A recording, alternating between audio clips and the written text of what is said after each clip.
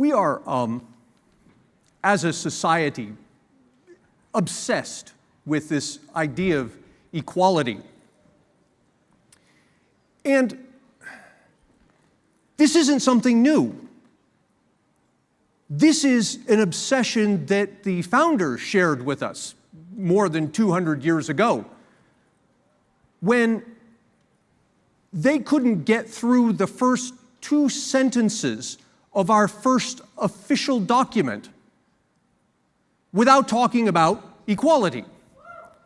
So here we are with the founders, who can't get through the first 2 sentences of our first official document without talking about equality. And they say, we hold these truths to be self-evident, that all people are created equal. Yeah, except. That can't be right. I mean, look at yourselves. Some of you are smarter than others. Some of you are more attractive than others. Some of you are stronger than others. Some of you are more talented than others.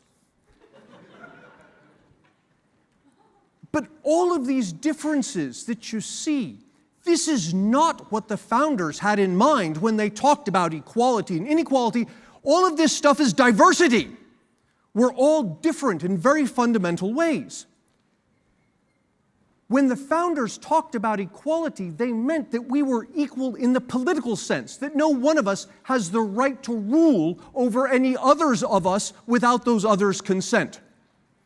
And yet today, when we talk about inequality, what it brings to mind is not the sense of equality in the political sense, but rather this sense of the haves and the have-nots. Some people have much and other people have less. But this thinking of the haves and the have-nots hides an important distinction.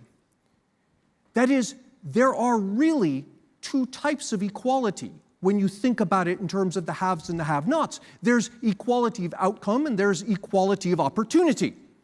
And those 2 types of equality interact in an interesting way with diversity.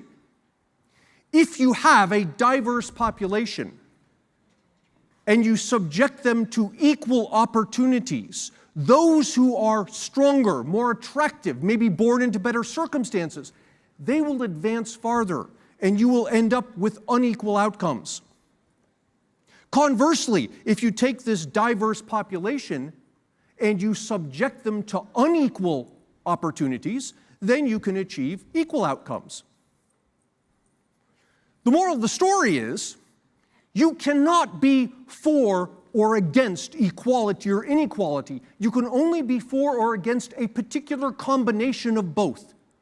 If you are for equality of opportunity, then you are by definition also for inequality of outcome.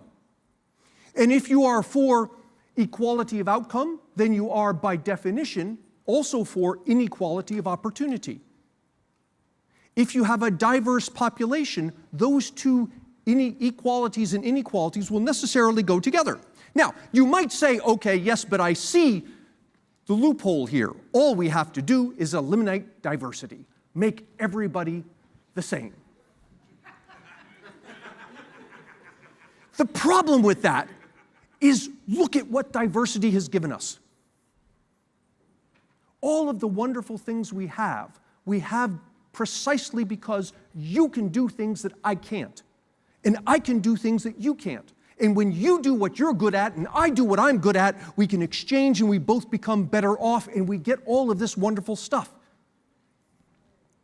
So we're back to this choice. You only get one of these types of equality, equality of opportunity or equality of outcome. You must choose.